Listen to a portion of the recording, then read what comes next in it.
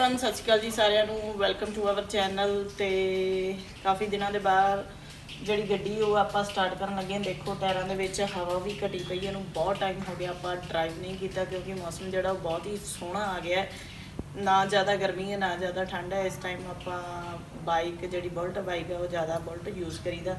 ਸੋ ਅੱਜ ਆਪਾਂ ਇਹਨੂੰ ਕਾਫੀ ਦਿਨਾਂ ਦੇ ਬਾਅਦ ਜਿਹੜੀ ਹੈ ਸਟਾਰਟ ਕਰਕੇ ਦੇਖਦੇ ਹਾਂ। ਮਿੱਟੀ ਘੱਟਾ ਵੀ ਕਾਫੀ ਪਿਆ ਹੋਇਆ, ਸਟਾਰਟ ਕਰਕੇ ਦੇਖਦੇ ਹਾਂ ਕਿ ਸਟਾਰਟ ਹੋ ਗਈ ਤਾਂ ਵਿੱਚੋਂ ਵੀ ਕੰਡੀਸ਼ਨ ਇਹਦੀ ਦੇਖੋ ਕਿੰਨੀ ਜ਼ਿਆਦਾ ਮਿੱਟੀ ਪਈ ਹੋਈ ਹੈ। ਵਿੱਚ ਵੀ ਇੱਕ ਵਾਰੀ ਡੀਪ ਕਲੀਨਿੰਗ ਇਹਦੀ ਕਰਵਾਉਣ ਵਾਲੀ ਹੈ, ਬਟ ਸਭ ਤੋਂ ਪਹਿਲਾਂ ਆਪਾਂ ਇਹਨੂੰ ਸਟਾਰਟ ਕਰਦੇ ਹਾਂ ਤੇ ਚੈੱਕ ਕਰਦੇ ਹਾਂ ਕਿ ਇੰਨੇ ਦਿਨਾਂ ਦੇ ਬਾਅਦ ਤਕਰੀਬਨ ਮੈਨੂੰ ਲੱਗਦਾ 4-5 ਹਫ਼ਤੇ ਹੋ ਹੀ ਗਏ ਹੁਣ ਇਹਨੂੰ ਸਟਾਰਟ ਨਹੀਂ ਕੀਤਾ। ਸਟਾਰਟ ਕਰਕੇ ਦੇਖਦੇ ਹਾਂ ਕਿ ਸਟਾਰਟ ਹੁੰਦੀ ਹੈ ਜਾਂ ਨਹੀਂ ਹੁੰਦੀ।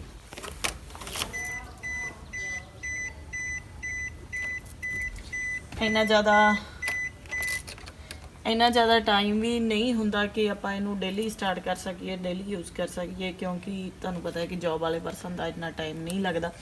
ਸੋ ਅੱਜ ਮੈਂ ਥੋੜਾ ਫ੍ਰੀ ਸੀ ਤਾਂ ਮੈਂ ਸੋਚਿਆ ਕਿ ਆਪਾਂ ਇਹਨੂੰ ਸਟਾਰਟ ਕਰਕੇ ਦੇਖਦੇ ਹਾਂ।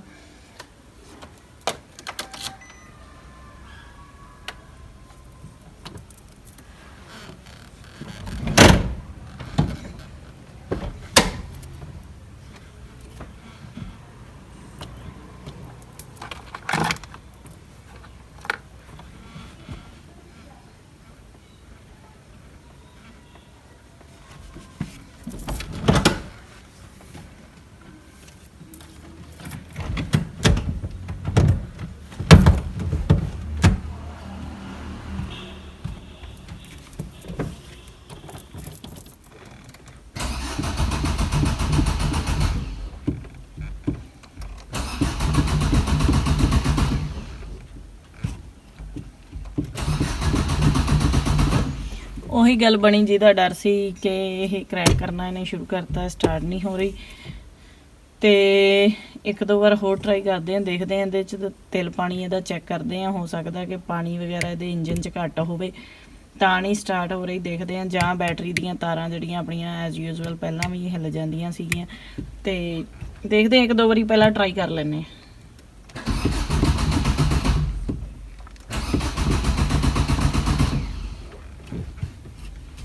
ਮੈਨੂੰ ਨਹੀਂ ਲੱਗਦਾ ਕਿ ਇਹ ਸਟਾਰਟ ਹੋਏਗੀ। ਪਹਿਲਾਂ ਆਪਾਂ ਇਹਦਾ ਇੰਜਨ ਚੈੱਕ ਕਰਦੇ ਹਾਂ ਤੇ ਫਿਰ ਦੇਖਦੇ ਹਾਂ ਕਿ ਕੀ ਪ੍ਰੋਬਲਮ ਆਈ, ਕੀ ਦਿੱਕਤ ਆਈ।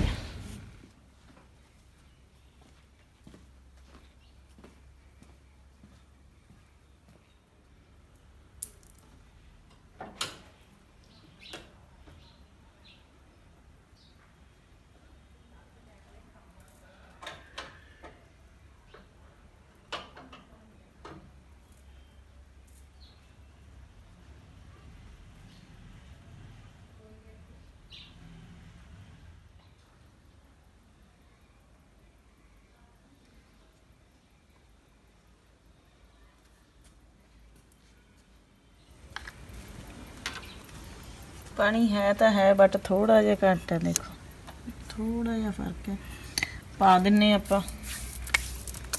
ਤੇ ਹਾਲਤ ਦੇਖੋ ਇੰਜਨ ਦੀ ਕਿੰਨੀ ਜ਼ਿਆਦਾ ਗੰਦੀ ਹੋਈ ਪਈ। ਇੱਕ ਵਾਰੀ ਪ੍ਰੋਪਰ ਕਾਰ ਵਾਸ਼ ਤੇ ਲਿਜਾ ਕੇ ਇਹਨੂੰ ਸਾਫ਼ ਕਰਨ ਵਾਲਾ ਹੈ। ਇੰਨੀ ਜ਼ਿਆਦਾ ਡਸਟ ਜਿਹੜੀ ਉਹ ਪੈ ਜਾਂਦੀ ਹੈ ਇੱਥੇ।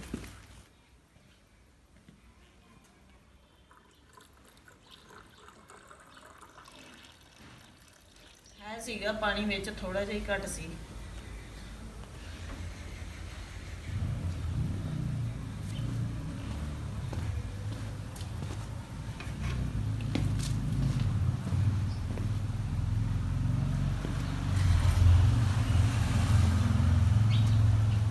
ਆਹ ਦੇਖੋ ਇੰਨਾ ਆਇਲ ਵਿੱਚ ਜਿਹੜਾ ਹੈਗਾ ਹੈ, ਇੰਨਾ ਜ਼ਿਆਦਾ ਆਪਾਂ ਘੱਟ ਨਹੀਂ ਕਹਿ ਸਕਦੇ ਕਿ ਘੱਟ ਹੈ। ਐਂਡ ਨੀਟ ਐਂਡ ਕਲੀਨ ਹੈ। ਆਇਲ ਦਾ ਗ੍ਰੀਨ ਕਲਰ ਦਾ। ਚਲੋ ਹੁਣ ਆਪਾਂ ਪਾਣੀ ਵੀ ਪਾ ਦਿੱਤਾ ਹੋਇਆ ਇਹਦੇ ਤੇ बैटरी ਦੀਆਂ ਤਾਰਾਂ ਵਗੈਰਾ ਵੀ ਹਿਲਾਤੀਆਂ। ਹੁਣ ਚੈੱਕ ਕਰਕੇ ਦੇਖਦੇ ਹਾਂ ਕਿ ਹੁਣ ਕਿੱਦਾਂ ਰਿਸਪੌਂਸ ਕਰਦੀ ਹੈ।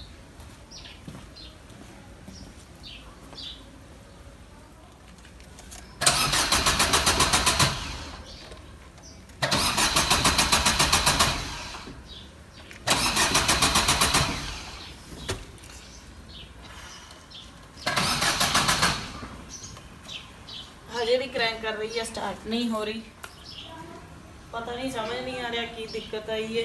ਸ਼ਾਇਦ ਕਾਫੀ ਦਿਨ ਹੋ ਗਏ ਇਹਨੂੰ ਸਟਾਰਟ ਨਹੀਂ ਕੀਤਾ, ਤਾਂ ਕਰਕੇ ਇਦਾਂ ਕਰ ਰਹੀ ਹੈ।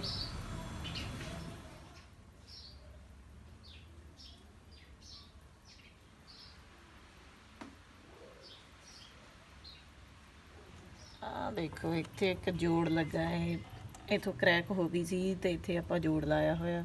ਮਕੈਨਿਕ ਨਹੀਂ ਲਾਇਆ ਆਪਾਂ, ਤਾਂ ਕਾਹਦਾ ਲਾਇਆ।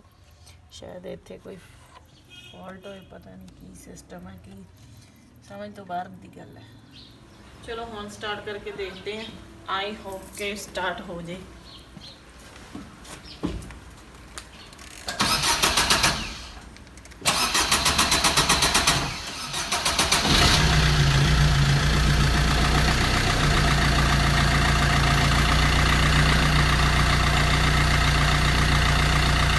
जी गड्डी अपनी फाइनली स्टार्ट हो गई। हम आप बोनट जो कवर कर दें इंजन।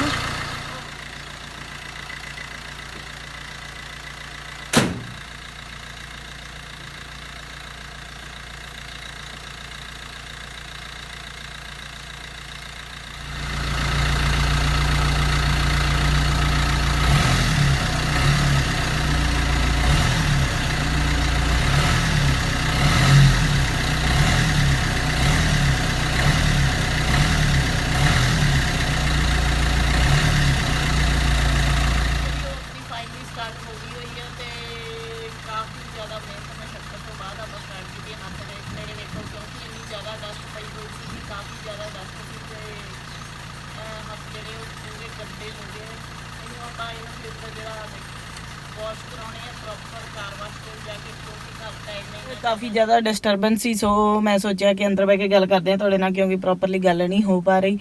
तो गड्डी जी अपनी फाइनली स्टार्ट हो गई हुई है, काफ़ी ज़्यादा मेहनत मुशक्कत तो बाद। बट डोंट माइंड, गड्डी अपनी थोड़ी गंदी है, आप इनू जल्दी ही वॉश करांगे। तो थोड़ा बिजी चल रहे सी, तां करके वीडियोज़ जड़ियाँ रैगूलर नहीं सी आ रही। बट हुण तो ਤੁਹਾਨੂੰ ਡੇਲੀ ਵੀਡੀਓ ਜਿਹੜੀ ਆ ਉਹ ਦੇਖਣ ਨੂੰ ਮਿਲੇਗੀ। ਲਾਸਟ ਵੀਡੀਓ ਨੂੰ ਤੁਸੀਂ ਕਾਫੀ ਜ਼ਿਆਦਾ ਲਾਈਕ ਕੀਤਾ, thank you so much. And ਬਹੁਤ ਸਾਰੇ ਇਦਾਂ ਦੇ ਮੇਰੇ YouTube ਦੇ ਇਦਾਂ ਦੇ ਸਬਸਕ੍ਰਾਈਬਰ ਆ ਜਿਨ੍ਹਾਂ ਨੇ ਮੇਰਾ Facebook ਤੇ Instagram ਫੋਲੋ ਕਰ ਲਿਆ ਹੋਇਆ। ਪਲੀਜ਼ ਜਿਨ੍ਹਾਂ ਨੇ ਨਹੀਂ ਕੀਤਾ ਉਹ ਵੀ ਫਟਾਫਟ ਜਾ ਕੇ ਫੋਲੋ ਕਰ ਲਓ। ਤੇ ਇਦਾਂ ਦੇ ਸਬਸਕ੍ਰਾਈਬਰ ਨਹੀਂ ਮੈਂ ਕਹਿ ਸਕਦੀ, ਇਦਾਂ ਦੇ ਵੀਵਰਸ ਹੈਗੇ ਆ ਜਿਨ੍ਹਾਂ ਨੇ ਹਜੇ ਤੱਕ ਮੇਰਾ YouTube ਚੈਨਲ ਸਬਸਕ੍ਰਾਈਬ ਨਹੀਂ ਕੀਤਾ। ਦੇਖ ਰਹੇ ਹੋ ਤੁਸੀਂ ਵੀਡੀਓ ਤੇ ਸਬਸਕ੍ਰਾਈਬ ਨਹੀਂ ਕਰ ਰਹੇ, ਫਟਾਫਟ ਜਾ ਕੇ ਚੈਨਲ ਨੂੰ ਸਬਸਕ੍ਰਾਈਬ ਕਰੋ ਤੇ ਬੈਲ ਆਈਕਨ ਦਾ ਬਟਨ ਜਿਹੜਾ ਉਹ ਪ੍ਰੈਸ ਕਰੋ, ਤਾਂ ਕਿ ਤੁਹਾਨੂੰ ਹਰ ਵੀਡੀਓ ਜਿਹੜੀ ਆਉਣ ਵਾਲੀ ਹੁੰਦੀ ਹੈ ਉਹਦਾ ਨੋਟੀਫਿਕੇਸ਼ਨ ਤੁਹਾਡੇ ਸੈੱਲ ਫੋਨ ਤੇ ਉੱਪਰ ਆ ਜਾਏ। ਇਹ ਜਿਹੜਾ ਬਿਲਕੁਲ ਫ੍ਰੀ ਹੈ, ਕੋਈ ਇਸ ਚੀਜ਼ ਦਾ ਚਾਰਜ ਨਹੀਂ ਲੱਗਦਾ। ਸੋ ਪਲੀਜ਼ ਜਿਹੜਾ ਸਬਸਕ੍ਰਾਈਬ ਦਾ ਬਟਨ ਪ੍ਰੈਸ ਕਰੋ ਐਂਡ ਬੈਲ ਆਈਕਨ ਜਿਹੜਾ ਜ਼ਰੂਰ ਦਬਾਓ। ਤੇ ਵੀਡੀਓ ਨੂੰ ਲਾਈਕ ਤੇ ਸ਼ੇਅਰ ਜ਼ਰੂਰ ਕਰਿਆ ਕਰੋ, ਔਰ ਆਪਣਾ ਪ੍ਰੀਸ਼ੀਅਸ ਕੀਮਤੀ ਕਮੈਂਟ ਜਿਹੜਾ ਉਹ ਜ਼ਰੂਰ ਛੱਡਿਆ ਕਰੋ, ਤਾਂ ਕਿ ਸਾਨੂੰ ਮੋਟੀਵੇਸ਼ਨ ਮਿਲਦੀ ਰਹੇ ਤੇ ਅਸੀਂ ਜਿਹੜੇ ਆ ਹੋਰ ਡੇਲੀ ਤੋਂ ਡੇਲੀ ਤੁਹਾਡੇ ਲਈ ਨਿਊ ਆਈਡੀਆਜ਼ ਦੀਆਂ ਵੀਡੀਓਜ਼ ਲੈ ਕੇ ਆਉਂਦੇ ਰਹੀਏ। Thank you so much, see you next video, bye bye.